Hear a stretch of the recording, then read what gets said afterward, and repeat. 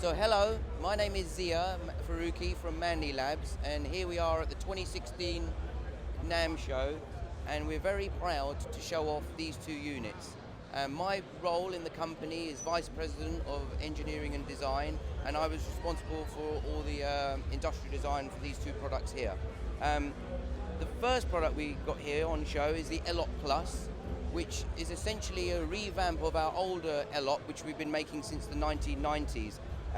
This new unit, the Plus, really means that we've added an extra feature, even though we've done other reviews to the circuit and so on. But the main extra feature we've added to the 10-to-1 limiter is also a 3-to-1 compressor. So the ELOP is an electro-optical limiter, similar to the LA2 unit that's been around for many years, but it's a stereo unit. You have two channels. You also have separate recovery and attack controls as normal for a limiter. You've got a link control, which is very useful. And without my glasses, I'll try and see what else we have. We've got the usual 3-to-1 compression ratio, so you can have the compressor or limiter. We've updated the meters, so the meters are much clearer and easier to see than the older unit. We also use a switch mode power supply in the ELOP, which keeps the noise very, very quiet. And we've improved the input and output stage. So altogether, a much nicer unit. The older unit was retailing for around $3,300. The new unit is at $2,500. So a considerable improvement all round. The second very exciting unit is the new Mu we're releasing here today. And really that is based on, follows in the footsteps of the variable Mu, which is really a very well-known product for Manley. It's the cornerstone of our company. A lot of people have variable Mus in many studios across the world. So we wanted to offer a product that had similar sound, similar levels of performance, but at a much lower price. So the new Mu is being introduced at $2,800, which is a good price compared to the variable Mu, which is around $5,000.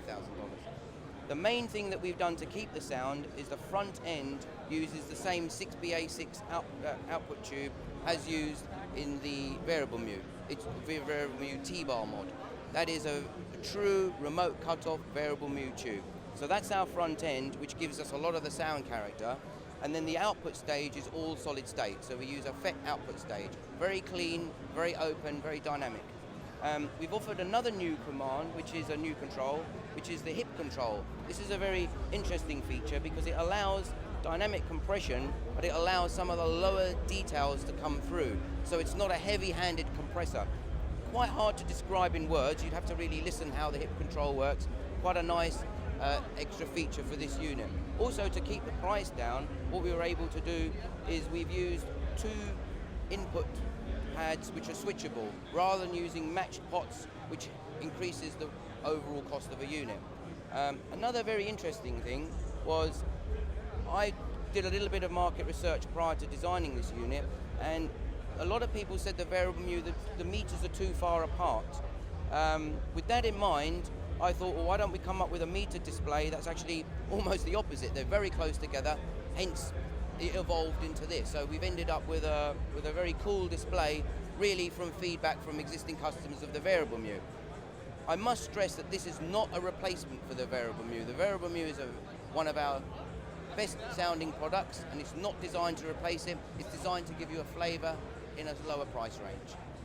And really, it uses the same switch mode power supply as it does in the ELOP Plus, so noise levels are very good, and it keeps a small form factor. Runs nice and cool, doesn't run very warm at all. I think that really sums up everything about the variable Mu. Thank you. The new Mu, rather.